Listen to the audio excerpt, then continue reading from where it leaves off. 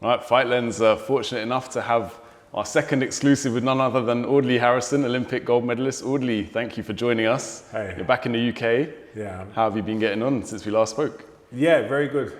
Thank you. I came in Friday, came in for the big Repton boxing show on Friday, so I was one of the guests there, so that was really good to come straight in and watch some boxing, and got a couple of events this week to go to. Yeah. I was also here. It's been 1 year anniversary of my dad's passing, so all the brothers got together. So yeah, it's been a really good week. Oh, good stuff. R.I.P. to your dad. Thank you. Obviously, big night of boxing on Saturday night. I wonder whether you caught it, the 5 versus 5 Matchroom versus Queensbury out in Dubai. Yeah, I did. Sorry, Saudi, not Dubai. I did. Yeah, I did catch it. Very good, entertaining bouts. Yeah. Obviously, Frank Warren got the whitewash. 10-0. 10-0, yeah. And very good bouts. Ball was a revelation. I hadn't seen him before. I hadn't heard of him. It was in a very tough fight. Thought it could have gone either way, but I felt Ball, you couldn't argue with the decision. He very good bout. Like, he was just like relentless. Incredible work rate. Yeah, great work rate, and he just didn't slow down. So that was a really good bout. Good to see him get the win, because he was kind of robbed last time by the judges in the when he was fighting so I was Vargas. told. I didn't see that fight, but so I was told. But this one was like back and forth. But he seemed like he stammered, didn't let up, and he just stayed just ahead, But it was great fight. So it was a good start. Hamza looked really good. Yeah. Hamza, he got caught early in that first round, and then Hamza came and turned it on. He looked really good. Yeah. And obviously Bivol looked really good. And stoppage win for Hamza Shiraz was very good for good him, wasn't it? Yeah, very good win for Hamza. I hadn't seen him before. Yeah. His advisor is Colin McMillan, who was my advisor. Okay. I've heard a lot about him, hadn't seen him, and so I was excited to see him. He was a little bit nervous starting off, which is normal. And obviously he was the captain of the team, and he was able to go in there and start take over the fight. And great little good finish. Nice fighter. Yeah, Carl Froch is a big fan. I think he's a middleweight, isn't he? Hamza Shiraz, Carl Froch is a middleweight. Do you think he could go up to world level now after that, from what you saw of him? Yeah, I mean, the opponent wasn't bad. They probably want to hold him at this level a few more fights, just so that he can get his seasoning. Yeah. The worst thing is to do, once you go up, you can never come back down. So true. I think it's important for them to keep him at this level, expose him to a few different styles, and then he can move on to the next thing, the next level. But good entertaining bout, and obviously the big boys at the end. Yeah, that's it. Who was your performance of the evening? Who do you think shone most for you? Ooh, I was thinking you would say Daniel Dubois, but maybe because I mean Daniel Dubois had a great bout. Yeah. I mean, he started off with the kid Gofilet. How do you say the Yugoslavians? Filip Hrgović. I can never say Hrgović. Hrgović, was lining him up with a jab, turning those big right hands over early on. Yeah. And Dubois showed great seasoning. Like, he's shown experience from last year to this year, where he was able to weather that storm. Yeah. And then you just saw him start turning up the pressure, and he walked him down and walked through him, and ended up closing the show. I mean, the cuts were really bad, but I think the cuts, if they didn't happen, he was going to get knocked out. Yeah. He looked like he was really spent. Dubois, very good fight. So hats off to the team, because I know he's got a new training team with Charles, and so they've done a really good job of getting him ready. Yeah. And there's a few things I saw that he's going to have to clean up to go to a Joshua, but that's a great victory. You can't take nothing away from him. The way he turned the tide around, he was eating punches first great 2 rounds. Performance, great victory for him. And then obviously Deontay Wilder and Zhang, southpaw. Yeah. I was hoping for Wilder. I was hoping, Wilder built his resume and his greatness from walking forward and knocking people out with that straight right, and setting everything up with this line of jab, And the minute somebody figured out, we can back him up, it's changed for Deontay, because Deontay is not a fighter that can fight on the back foot. So everybody knows now, back him up. It makes him hard for Deontay to do what Deontay can do. He was being backed up straight away, so you already felt, him being backed up is not effective for him. So it wasn't looking good. Okay, you can say the ending, he got stunned, he didn't know where he was, and he got sucker punched. Yeah. But that's boxing, you know. The way of boxing, protect yourself at all times. So no one's going to give any play to that.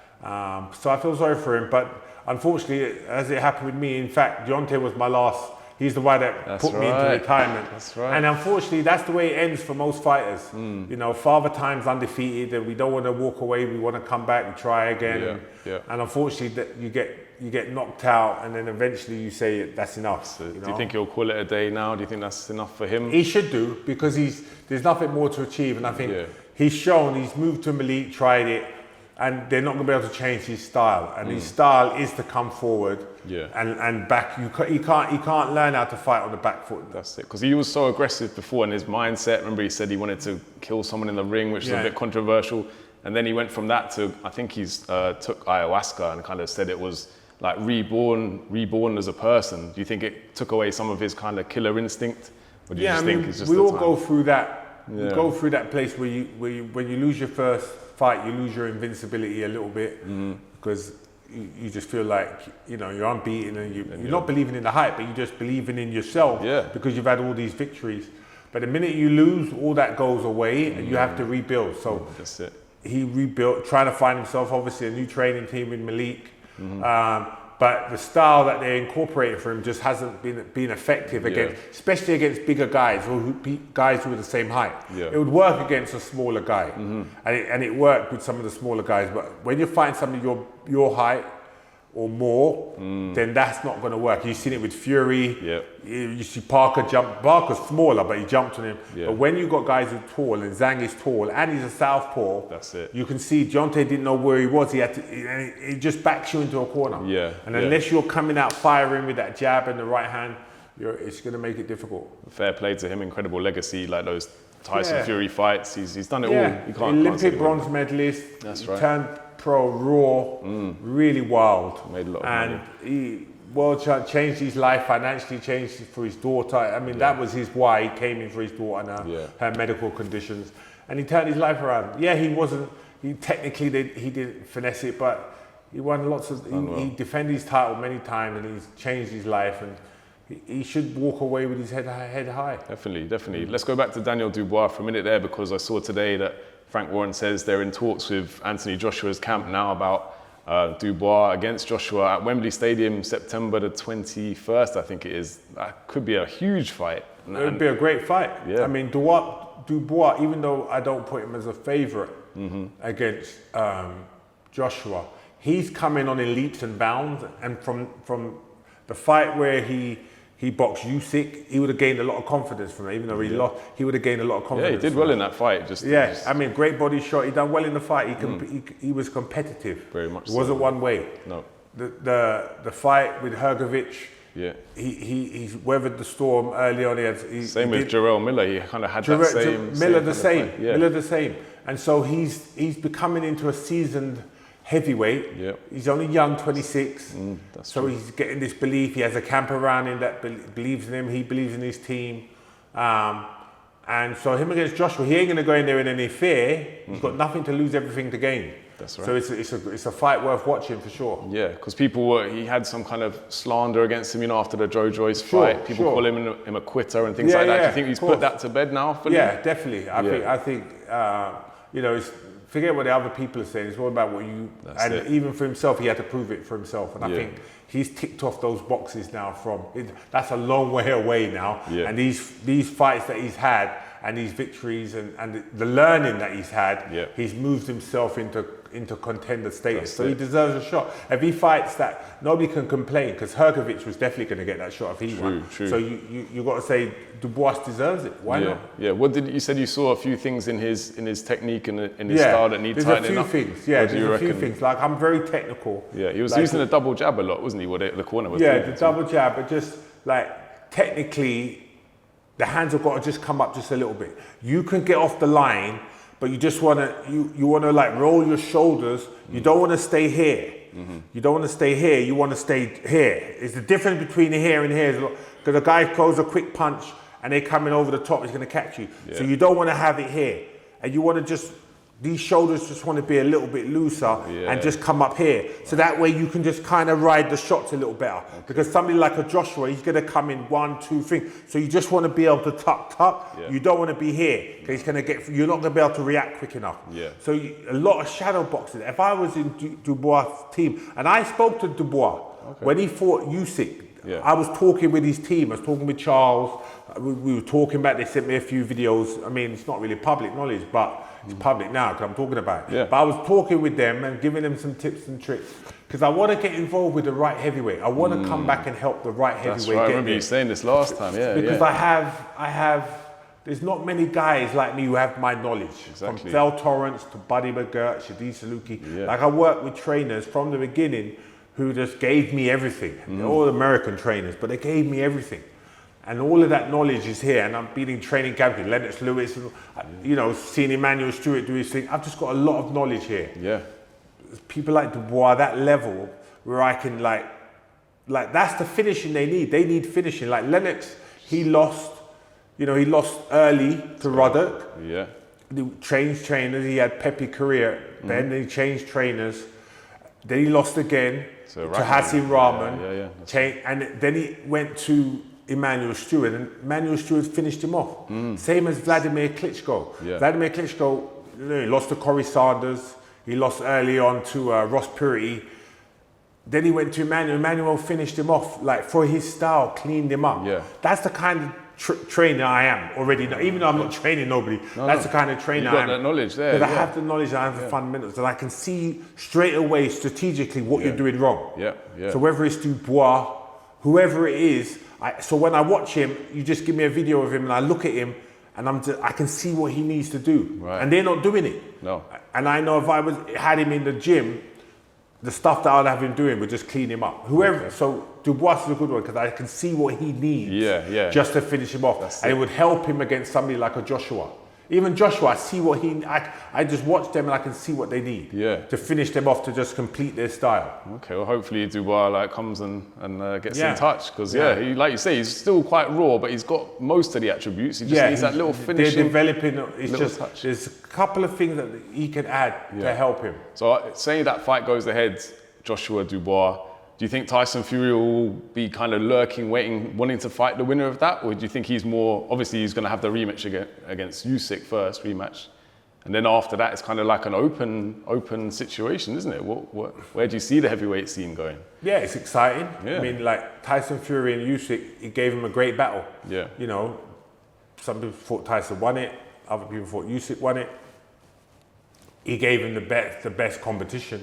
It was a good fight. It was an exciting fight. Yeah. Fury was going to head and body, hurting him.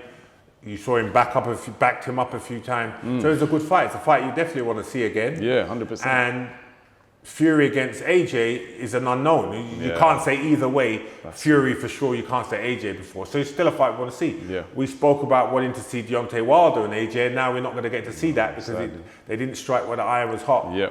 Yeah. So AJ's put himself back into the mix with his win, so he's back in the game after obviously losing to Usyk, so he gets the win. He's looking good now. The training team seems like it's a fit. Yeah. Everything's looking good. So we want to see AJ and Dubois. I think that would be a great fight. 100%. AJ and Hrgovic wouldn't be as exciting. In terms of boxing, yes. But in terms of British public, them two fight would be a good fight. Who else could he fight other than Tyson Fury? And that's not going to happen. No, it's great that we've got three of the best heavyweights in the world are British at this moment, so it's looking good at the moment. In terms of Tyson Fury, his corner for the Usyk fight seemed a bit confusing at times, different people trying to get messages through to him. He had John Fury there, he had Sugar Hill Stewart obviously, and Andy Lee. Do you think from his point of view, it's better to just have one voice telling him what to do between rounds, or is different stroke for different folk? I mean, people are saying that about Dubois and his corner. You know, Dad was talking, so had his dad there. And his dad was talking, and people say, "Oh, who's in charge?" So you see that. For me, if I'm in the corner, I'm in charge. There is no, I'm not gonna have when my team, there's only one who's in charge. You're the head trainer, you're responsible, you're in charge. You can't have too many people, but when you have your family involved, it does change it a little bit. Yeah. But it's about having a click. The trainer and the fighter needs to be on the same wavelength, and the head trainer should be taking charge of that corner. And if they can't, because of the dynamics of the families, Fury is a good example, it's hard to take control with that dynamic. So I understand it, but for the benefit of the fighter, you know, you should really be just having one. But sometimes, like having somebody in your ear, like who may need to lift you, who knows you, can help you in it, like where you need it. And that fight with Usyk, he kind of needed lifting. You know, so it's kind of, sometimes it helps. It's just got to be the right balance. Yeah, Tyson Fury is different from your average. It's got to be the right balance. You know? In terms of Alexander Usyk, obviously now undisputed champion, hasn't been one for, I think, since Lennox Lewis was the last time. Lennox Lewis was the last undisputed. Where does this cement Usyk in terms of the greatest, do you think? Don't think it cements him as in that, even in that realm, even in that conversation. He's not up there. When you talk about, but the reason why is because it's about longevity. Yes. Lennox Lewis had longevity. Even Vladimir Klitschko had longevity. You're talking about Lennox had how many defenses of his undisputed title? Right, yeah. So it's not about getting it, it's about how long can you hold on for it and then go through and beat everybody. And you're like, okay, Deontay Wilder's now not there, it was going to be one of them. He's beating AJ, now he's beating Fury. So he's, of the current crop, he's the best of his generation. That's amazing. Usyk is amazing. You know, he's become the best of his generation, bar none. Nobody can say anything. But now he has to go out there and create a legacy. And he's kind of like, well, who am I going to fight to create a legacy? You know, I've already beaten him, but you're going to have to fight Joshua. You're going to have to fight Joshua again. You're going to have to fight Parker again. You have to and go through and beat everybody up. Beat everyone again. And longevity. Now he's got to build his legacy. Now it's about legacy. And it's about how long can you hold out those belts. Even if he loses the belt, the IBF, they probably have to give it up. But it's about doing it for the next year, 2 years, because they're only going to fight once or twice a year. Have the best fights, not for your money, the money's going to come, just for your legacy. That's what it's about. That's it, because people have been saying that he should walk away after that fight. No, you can't walk away because you've just put yourself on that level. That's it, You know, now you can go get your Hall of Fame. Go get your Hall of Fame. He may get his Hall of Fame anyway because he's come up and he's done great. You can't go take your hat off to him, but I just think now's the time for him to secure his legacy. We've got the Olympics coming up, obviously, like something that made you from a relatively unknown to a household name overnight. Yes. It must be an incredible memory for you and obviously an incredible achievement. How do you see the British Team GB's boxing or athletes going this year? I don't know how much attention you've paid to them. We've got Delicious OV. They're looking interesting for you? So, you know, being based in America, I don't get the lens to see it how I should, like if I lived here, although I am following. You know, boxing's in disarray, Olympic boxing's in disarray. You know, there's this big fight between the IBA and then the new boxing body. And there's a lot of just apathy about boxing right now with the Olympics. So is it going to even be in Los Angeles? It's definitely in Paris, and the IOC took it over. And it's like, it needs I don't know if I need to get involved with it, but it needs somebody to sit down and realize it's not about the different egos, it's not about the different governments, it's about the boxers. And it's about giving them an opportunity to continue. Boxing's been in the Olympics since the beginning of time. One of the originals, And now it has and if it goes out of the Olympics, it's never going to come back. And what these numbnuts need to realize is that that's where we're at right now. Just like, look at Frank Warren and bloody Eddie Hearn working together. Exactly. They had to sit down and realize, okay, it took the Excellency and I know it was Coogan and starting off with his iFilm interviews. But they finally just realized, you know what? Let us work together, and it's for the betterment of the sport. It's bigger than they're not bigger than the sport. No. So they put their egos aside. Now they're working together, and we've seen the benefit of that. That's what needs to happen with Olympic style boxing. Otherwise, boxing's going to be out of the Olympics and it's going to be done. Because without having the Olympics to aim for, and that's like your Harvard degree. Without that, you're messed up. So that's the political side, which is frustrating. But from a boxing point of view, Obi, I want to meet up with him. I want to catch up with him. But it's like they're talking about him as the next big thing. Everyone's excited about him.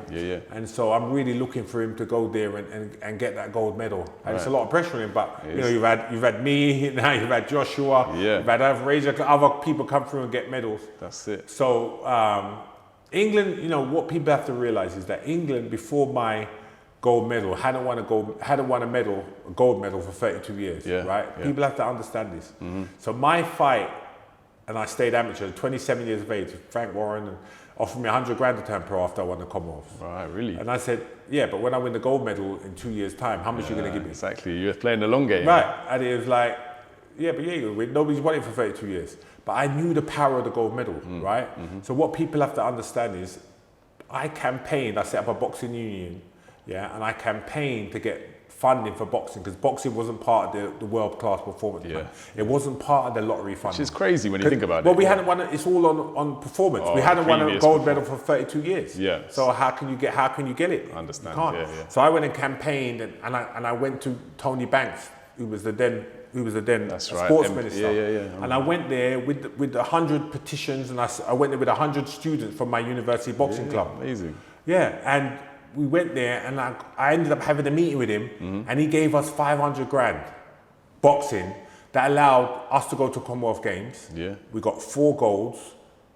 I got a gold, Chris Bessie got a gold, John Pierce got a gold. Who's the other one got a gold? One more got a gold. I can't remember. Sorry, I forgot. And we got 2 bronze. 2 bronze. Yeah. So that allowed us then, we got from the Commonwealth Games, 6 medals, allowed us to go to the Olympic qualifiers for the 2000 Olympics. Amazing, so we had a full squad with that money, all right, the 500 grand. That was off nobody's talking about off my blood, sweat and tears and my boxing union. And then going to the Olympics, had I not won a medal, Courtney did, only 2 of us qualified, had I not won a medal, we would have been done. That's it. The funding would have been cut after, Winning the gold changed my life, but it also changed boxing life. Yeah. People don't want to talk about it, but that's the reality. It got boxing £4 million after the Olympics. Right. That £4 million set up the Sheffield Institute of Sport, made us become a boxing powerhouse. Because then you had we only had Amir Khan get the silver medal, only 1 silver medal, but it was a medal, so it allowed the funding to continue. Yeah. 2008, we had James DeGale get the gold. That's it, David Price and Tony Jeffries got a bronze. So that allowed it to keep going. Yeah. And obviously, 2012 is where we got 5 golds. Anthony Joshua, Nick Ladd, we got the 5 gold. Amazing. So we've become a boxing powerhouse. Yeah. But that all started from Mr. Audley Harrison, 2000 Olympic Games, having that vision, that drive. Planting the seeds, which then... Not just in the ring, out of the ring with my political activism of getting us the funding. Amazing. Right? So that's what people need to realise. That's my legacy. You understand what I'm saying? People don't want what's your legacy? But that's my legacy. Yeah. Well, the powerhouse that we are today comes from my gold medal. Well, maximum respect for setting that wheel in motion. Yeah. But at the moment, the current government have been criticised for lack of funding in a similar way. Do you think at the election, hopefully the next whoever's in power next time will hopefully put that wrong? Like the grassroots boxing's struggling a bit at the moment. Yeah, grassroots, but I mean, generally on that level, the Olympics level and national level, the world-class performance plan is in place. Still working through the lottery. Yeah. So as long as people are playing the lottery, which they are, 30% gets siphoned off. On the grassroots level, I came home and I went to Repton Boxing Club to their show. It was a great show, packed out. It was a dinner. So everybody was in tuxedo. That is the grassroots of boxing. True, yeah. And throughout the country, you'll see amateur boxing clubs doing these shows, volunteering, raising money by having these dinners with their fighters on. Great for the fighters. Yeah. There's no money. They're generating money just to keep the clubs going. That's the grassroots. That's grassroots. Right. You know, and that's 600, 800 clubs throughout the country. Yeah. And that's how boxing survives. You know, at the grassroots level. Yeah. Wonderful, wonderful. In terms of the Olympics back in the day in Sydney, do you remember what the athletes' village was like? Because I think we got Micah Richards said the London Olympic Village was the party of all parties, up till 4 a.m. People getting it on. Was it like that back in Sydney? What do you remember of it? In Sydney at the Olympics, the games was. I was like determined that I'm going to win a gold, and by the time I win it, everybody's going to want to watch my final. Yeah. So I'd go into the cafeteria, and I'd sit at the Americans table, I'd sit at the Indian table, I'd sit at the Australian, and I'd be like, "Hey, I'm Audley Harrison. I'm going to win a gold medal." Right. Everybody thought I was some joke. Who's this guy? I was just walking around introducing myself to everybody, but I didn't party. Because my final was on the last day, so I missed all. Right. Most people in the camps were there. Once they lost or they finished their event, then they started partying. But everyone was focused up until they were thing. Of course, yeah. But mine started from the first day. I had my first bout, and the last bout was mine. So I didn't get any celebration. So you were locked in, like locked in, zoned in. And the day we won, we flew home the next day. So I had one night of partying. Right, I see. And I didn't even pack. I had to rush. We almost missed the flight. You know? But I was there for I was on a mission, you know. So I didn't. So the villages are really, people are there focused. Yeah, of course. Until they finish their event, then they let their head out, which is okay. That's how it should be, I suppose. So they've got anti-sex beds this year apparently, which is designed. If there's too much weight on the bed, it will break. Oh wow! Yeah, because you can imagine when people are out, you got all these fit girls and guys all together, and if they're free to mingle, they're gonna jingle and get together. Happen, so I'm not surprised. Good luck to them, I suppose. Last time we spoke, I think you had some harsh words for influencer boxing. A year's gone by, and now we've got the crazy situation of Jake Paul and Mike Tyson. Fortunately, now it's been postponed because sadly Mike's not in great health. But someone's been touting Carl Froch as a potential opponent for Jake Paul. Do you think Jake would want that smoke? Do you think he'd ever dare to get in the ring with Carl Froch? No, I don't think he'd want that smoke with Carl Froch. But I don't think Carl Froch is coming up. If the date was coming up, he's still.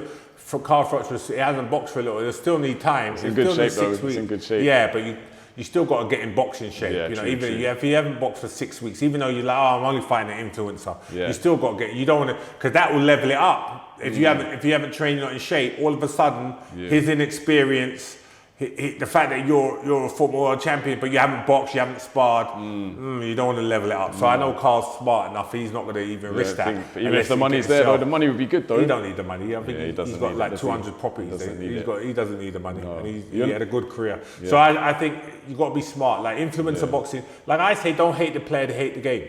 When I came into boxing, they were like, oh, Audley's a celebrity fighter because I was known throughout the country because it was on the BBC. Still today, 25 years on, 24 years on, I've come back here. People, Audley, straight away recognizable. I'm still recognizable because the power of the BBC and the Olympic gold medal. Indeed. It's just like it's authentic, you know. So celebrate that. So even with influencer boxing, that's where it's going now. It's okay, celebrate it. You know, my thing is just do the sport justice. Like make sure your fighters are in shape. Like do the training right, learn the base. Don't come like some of the fights I've seen is just like I can't even watch. It's car crash TV. Right. They got no defense in there. It's just not good. We've had. I think there's a rumor now that Amir Khan might be lining up to fight KSI, which would be an interesting one. I heard that. I heard them two getting into it. I heard Amir Khan talking some smack. The problem with it is for fighters is that you look at it like, it's just easy money. Because it's like, there's so much money there, why not? It seems like it's like, why not? Tempting, hasn't it? But for me, I'm like, no, I'm never gonna do that because I ain't got time to like tarnish myself. Like, I have to get in shape, you have to get in great shape, and you could get cut. I can't take any more blows from my head. I refuse to take any more blows from my head. No, sensible. So I can't do it, but I can see why it's tempting to a lot of the fighters. Yeah, definitely. Like look at Floyd Mayweather. It's like easy money. You know, he's fought Conor McGregor as a novice. That's right. He's fought these guys. He's fought the guy in Japan. It's just like easy money. I was going to say that you mentioned tarnishing legacy. Do you think it is a danger it could tarnish Mike Tyson's legacy fighting Jake Paul? Yeah, I mean, like looking at Tyson. I mean, Tyson's legacy is secure. He's fought everybody, done everything. It's not like tarnishing his legacy, but it's like. It seems like, it's such an easy cash cow. Why not? You're going to be the stadium. I understand why they're doing it. But I mean, for him and Jake Paul, for him, it's a very easy fight for him. All he has to do is turn up and just let some shots go.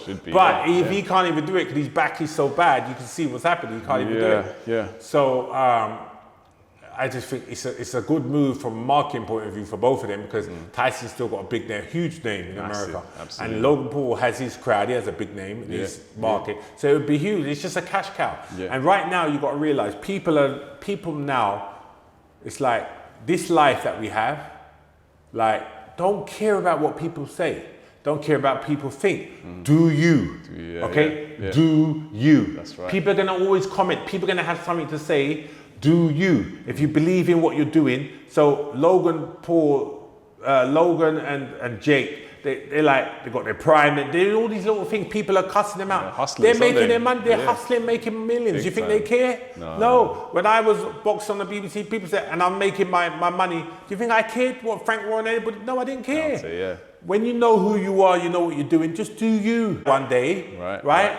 And just come here and just make your money, okay? Provide for your family and shine your light however you shine it. All right, don't go there murdering people, and that's not shining your light. Of course. But go out there and entertain. Positive. Yeah. Go out there and entertain. And if people want to pay for it, that means you're entertaining. No doubt. You got to celebrate that. I don't want no influencer boxer to die in a ring. That would be bad. No, of course not. But this life is about using your talents to make money. Yeah. And it's not just about the money, it's just about showing your talent. We all got a God-given talent that we have.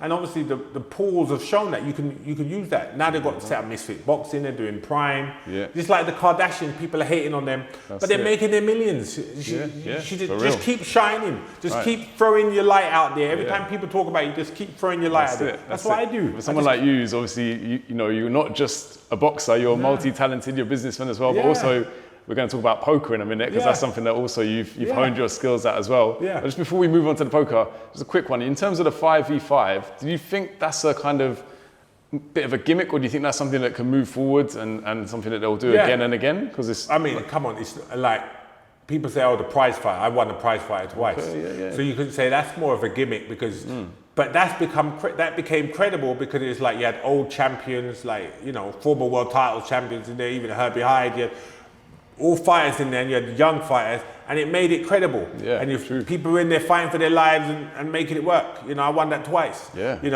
But this 5v5, you're talking about real caliber fighters. Top level, yeah. This is top level fighters, best fighting the best in a stacked card.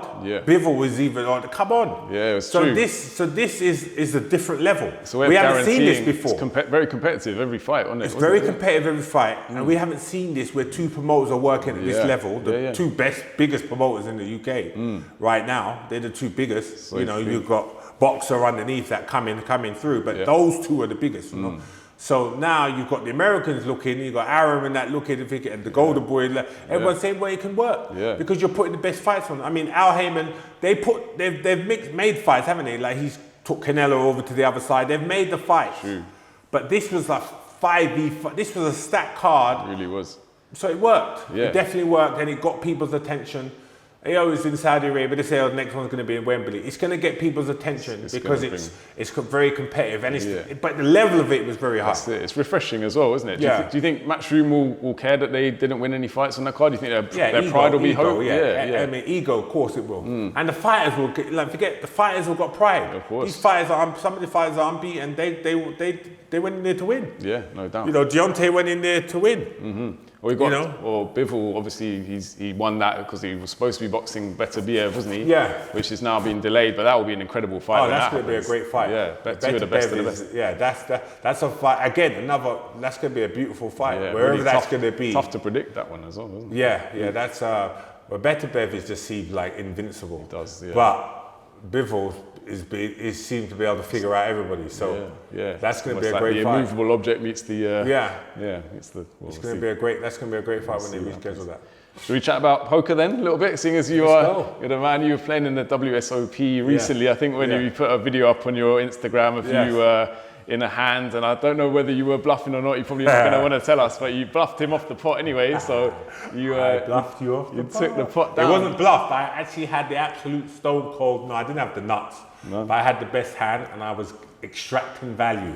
That's what we call it. I was extracting value. Do you think you intimidate people at the poker table with your stature and your a little bit? It works in my favour. Definitely. But ultimately, the cards. You're playing the cards and you're playing the players. So the good players, they play the player and they play the cards.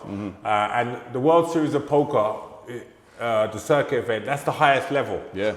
So there was a lot of pros there, and there was 1,400 plus people, and I came 10th out of 14. So I'm very happy because I've put in a lot of work over the last couple of years to really learn my game. Like poker's the only gambling where it's a game of skill, where you're not like just giving the money to the house, like with roulette, blackjack, playing the slots. This is a game where 90% of the money goes back to the best players, 10-20% of the players. So it's in your interest to learn how to play it. So I've been playing it since 2006. I was going to say, what got you into poker in the first place? Well, I was living in Vegas. Oh, okay. Well, Vegas is like the gambling city in the world. 100%, of course. So I'm in Vegas, I'm playing the slots and all. I'm like, I don't want to play the slots. I'm just giving the money to the house. And somebody said, oh, that's a poker room. I walked past the room and said, what's that? They said, oh, it's a poker room. Okay. I didn't know what the hell that was. I'm like, what's a poker room? So I learned it. I took a boot camp and I started learning about it. And I just loved the competition. I loved the analysis you have to do. It's you have to be very, it's like boxing. People think boxers are simple. Boxing is very intricate. You've got to have good smarts. You've got to have common sense. Yeah. You've got to be like a Formula One race driver. You've got to be like a snooker player. You've got to be like a darts. And you also got to be something that jumps out of a plane. You've got to be a bit of everything. Everything. It's very similar to being on the poker tables. Right. And so it's like you're fighting, but you're not taking punches. So it's very technical, and it's very. I'm very excited about sitting on those tables and fighting. In fact, when I go back, I'm going to the World Series of Poker, which has just started, and that winning a bracelet is like winning a gold medal. Yeah. And I am dead set. I am going to win a WSOP bracelet, and I'm aiming for this year. So I've studied for the last 6 months. In my busy schedule, I've had time to study and work with different coaches and different programs. Serious, so I'm ready to go, and it showed in the recent thing where I came 10th that I'm there. You're good. There. Yeah, you're on the upward trajectory. I'm in the right You've answered a few of my questions in one go there, because I was going to say, what would it mean to you to win a bracelet? It won't be as good as a gold medal, but very close. Very close too. Yeah. I was going to say, you must have played against. I remember when Party Poker was big on TV back in the day, Channel 5. You played against any of those kind of poker celebrities? Yeah. All the poker, I mean, a lot of the poker pros, Daniel Negreanu's of the world, the Phil Hellmuths, I played with all of them. Yeah. But one of the big stories from my poker career and boxing career is Antonio Esfandaria, who's one of the biggest poker players in the world. He's kind of like retiring now, but he won the 18 million in the 1 million one drop in 2012. He's the first one to do it. So he's one of the big. He's got 20 million in earnings. It's not bad. 20 plus million in earnings. So he's very good friends with Kevin Hart, the actor. Okay, yeah. So they had a challenge in 2019 to box each other in a bet, because they play poker, and they decided, hey, let's do a bet. Side bet, So they call it a prop bet. So they had a prop bet to fight each other. Excellent. And I got the job to train Antonio. So I trained Antonio in 2019. Okay. And so I trained him for 7 months. Even got on TMZ. It's amazing. I trained him for 7 months, and he beat Kevin Hart. And about 100 of the celebrities turned up. Amazing. In Tony Jeffries' Box and Burns gym in Santa Monica. And one Sunday morning they turned up. Cool. All of their celebrity friends, and I trained him, and they had a 3-on-3 amateur boxing bout. Right. It was a great fight, like boxer versus puncher. Yeah. And my guy won on points. Solid, amazing, great story, great story.